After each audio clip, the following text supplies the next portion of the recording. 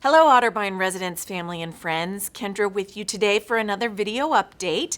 It's been a couple weeks since I've provided you with a video, although I know you have been receiving a few letters from me over the past week regarding COVID-19 updates.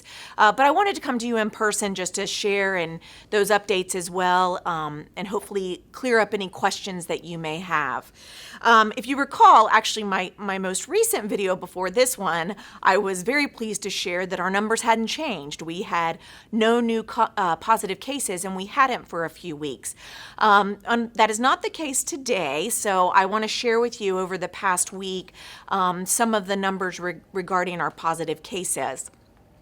So first of all, if you recall, the last numbers that I had shared through a video, we had 13 residents, 3 partners, and 3 contractors who had tested positive for COVID-19. As of today, we are at 20 residents, 5 partners, and still at 3 contractors. So those 7 new residents, let me speak to that first. Of those 7 new residents, 2 of them live in our independent living and 5 of them live in our healthcare setting. The 2 independent living residents, 1 lives out in our courts and 1 lives in Philippi Hall.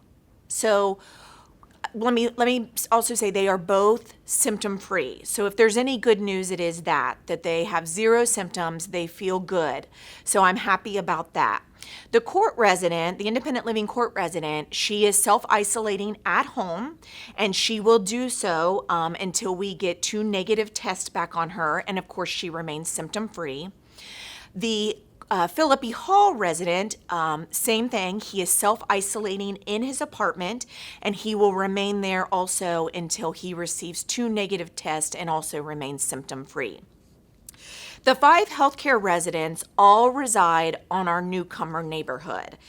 I do want to let you know they too are symptom-free, but just in an overabundance of caution, we have moved all 5 of them to our isolated COVID unit.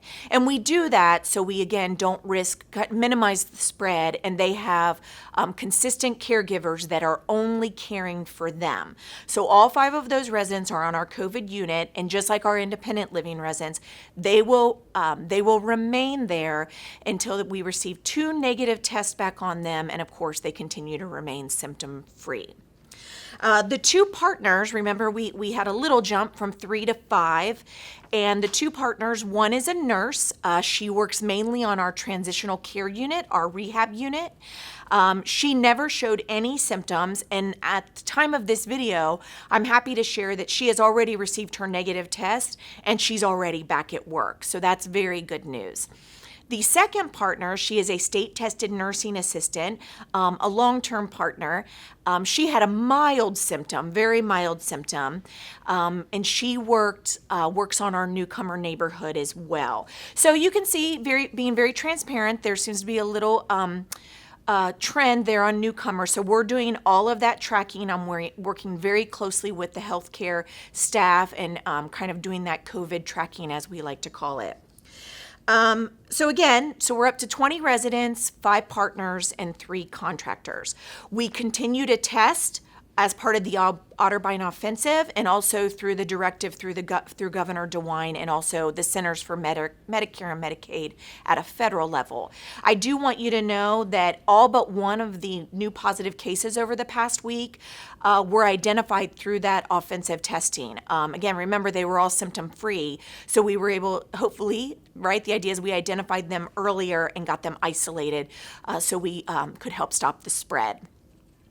So that's kind of the COVID-19 update and where we are as of today. Our testing continues, as I mentioned, and will for the foreseeable future. What I do want to speak also about today is indoor visits. Last Friday, the 25th, Governor DeWine, I'm sure many of you heard, he did open up assisted living and healthcare settings for indoor visits. The seasons are changing, the temperature's changing, so we need to move in this direction.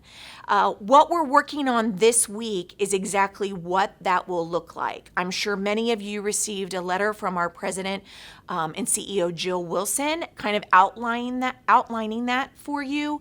But each community, please know, is a little bit different, so we all need to do things a little bit differently. What I do know for sure at this time is that you will have to have scheduled appointments. You will need to be masked and social distance, just like our outdoor visits, and we will have designated areas set up for you to visit indoors. And again, this is for assisted living, those living in the Aurora, and our healthcare setting, the Wings, TCU, Matthews, and Daisy Lane. So look for more information coming on that very, very soon. As for independent living, I've been asked a lot about this, specifically those independent living residents living in our congregate settings, so all of our apartments. We will be opening up indoor visits for you as well, and I don't know exactly what that will look like at this time. Very similar. Obviously, masks are always a given. But most likely we will not be allowing visits in any of the common spaces, but strictly in the resident apartments. But again, look for more information coming on that. So regarding all of these levels of care, independent living, assisted living, and healthcare, there's also been a lot of questions about testing. As a family member, as a friend, as a loved one, do I have to be tested? What does that look like? We are requiring the testing for assisted living and healthcare, and we are in discussion about that right now for those residents living in independent living. So all of this detailed information will be coming to you within the next few days.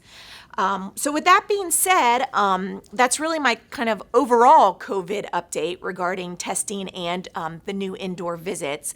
On a much lighter note, for all of our residents out there, I hope you're looking forward to the programming team for independent living. Rhonda and her team, we're going to be holding an Oktoberfest in mid-October. I believe it's October the 16th. So we're all looking forward to that. We pray for good weather. We think that'll be one of our last outdoor events. And then I will be working with Sue and Rhonda for independent living about what programming looks like to bring indoors and do that safely. So that's pretty much my updates for today. As I always like to remind everyone, please remember, if you're not with someone that you live with in the same household, social distance, wash your hands, wear your mask. I have something fun to show to you today. How about this? Otterbein Lebanon has our own personal mask. So kind of fun there. Big thanks to I believe it was the housekeeping department that ordered those for their staff. So I hope you are all doing well. I hope you're all healthy, and I look forward to seeing you soon. Have a great day.